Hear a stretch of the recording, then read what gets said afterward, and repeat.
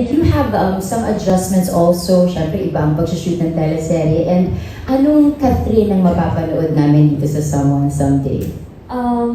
Adjustments, yes. There were a lot of adjustments. And actually, I think ito yung longest na parang usually kasi it takes like, a couple of taping days to warm up and to feel homey on set. But for this one, it took a while. Maybe because matagal na rin since my last serye. And when you say you're doing a TV series, you all know that it's a different world, di ba? Pag sa movie. And eto sa serye, siguro new environment din for me. Like, first time working with James, with Ate Madge, with our directors as well. And then I'm back with Dreamscape after Marak Lara, which was 16 years ago. So, ang daming bago. So, medyo matagal ako nag-warm up and also to get to know my character. And then your other question about my character. Yes. So, I played the role of Billy Carino. So I guess you've all seen the trailer, and we also launched our poster too yesterday. So I'd like to use that as my reference na lang. So as you can see, si Billy as a CEO muna, she's one of the founders of Lovelist. As a boss, she's very she knows what she wants. She's very independent. She is a go-getter.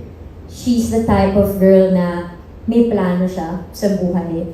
She's like that kapag sa Lovelist, pag sa office. Pero just like kung ano nakita niyo sa poster, it's like the many faces of Billy. Because feeling ko ganun tayo, especially women, we wear a lot of masks, right? Like, I'm like this when I go to the office. I'm like this when I'm at home. I'm like this when I'm with my friends. And I think ganun si Billy. So she's like this kapag sa office. And then once she gets home, nandiyan na si Tita Press, yung sinasabi ni Ate Dims kanina. Konting-konti lang yung meron siyang pamilya. So pag sa bahay, makita niyo na she's like the complete opposite of the girl boss you see in Lovelist. And also, pagkasama niya si Jordan, yung safe space niya, the best friend niya, which is James' character, it's a different mask na ibibigay din ni Billy. So, ang daming layers ng character niya. Iba rin siya sa mga taong medyo alam niya niloloko siya. So, I think it's interesting because we made sure that Billy is just like us. She's human and she's not, I think, the typical lead character na makikita natin. And feeling ko ito yung pinakamaraming layers din na na-portray ko when it comes to TV series. That's why I enjoy creating Billy. Nako, excited tayo mapanood yan, Catherine. Yeah. Nakakapagod siguro yung maraming layers na yun. Yeah, it is. It is. Diba? It's tiring, really. Yeah. Kasi kailangan mo siya Switching. gawing real. Yes. Switching. And then iba yung dynamics niya sa bawat character. So minsan, tatanong ko sila, so paano pag tayo, right?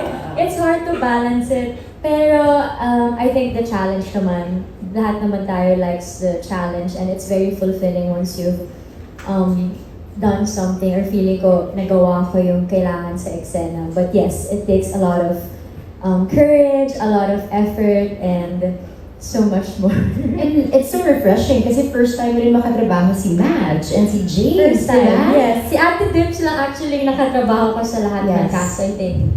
Pero lahat kami first. Yeah. Meron bang kapaan in the beginning, getting to know, ganon? Or Yes, siya, meron. hihiyaan? Meron, for Meron? sure. Yeah.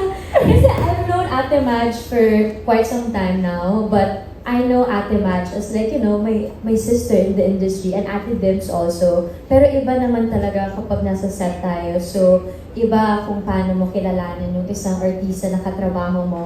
And syempre, may adjustments din doon kung paano kami. But overall, siguro one thing in common sa aming lahat, we're all hungry. We want this to work. And it's the project that we're all parang fully committed in. So, yun yung humahawak sa amin lahat.